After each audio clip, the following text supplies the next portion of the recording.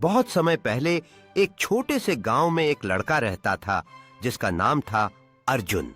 अर्जुन बहुत ही समझदार और दिलेर था, लेकिन उसकी कहानी का सबसे दिलचस्प पहलू यह था कि उसे हमेशा नई चुनौतियां पसंद आती थीं। गांव के लोग उसे पसंद करते थे क्योंकि वह हर मुश्किल का हल ढूंढ लेता था। एक दिन गांव में अचानक एक अजीब सी समस्या सामने आई। गांव के पास एक विशाल पहाड़ी थी जो कई सालों से शांत और सुरक्षित थी, लेकिन अब कुछ दिनों से उस पहाड़ी के पास अजीब और गरीब घटनाएं हो रही थीं।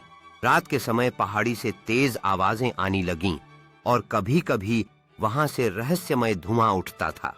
गांव वाले डर के मारे रात को अपने घरों से बाहर नहीं निकलते थे। गांव के बुजुर्गों ने कहा कि यह पहाड़ी पुराने समय में एक शक्तिशाली जादूगर का घर हुआ करता था जो अब मरे हुए हैं, लेकिन उनका जादू आज भी पहाड़ी में बसा हुआ है। अर्जुन ने यह सुना और ठान लिया कि वह इस रहस्य को सुलझाएगा। अर्जुन ने अपनी साहसिक यात्रा शुरू की। वह अकेला ही पहाड़ी की ओर बढ़ा क्योंकि उसे किसी का डर नहीं था। पहाड़ी पर चढ़ते हुए उसे एक पुराना मंदिर मिला जिसमें एक जादुई पत्थर रखा हुआ था। यह वही पत्थर था जिसे पुराने जादूगर ने अपनी शक्ति के स्रोत के रूप में रखा था। अर्जुन ने पत्थर को ध्यान से देखा और महसूस किया कि यह पत्थर किसी तरह से पहाड़ी की घटनाओं से जुड़ा हुआ था।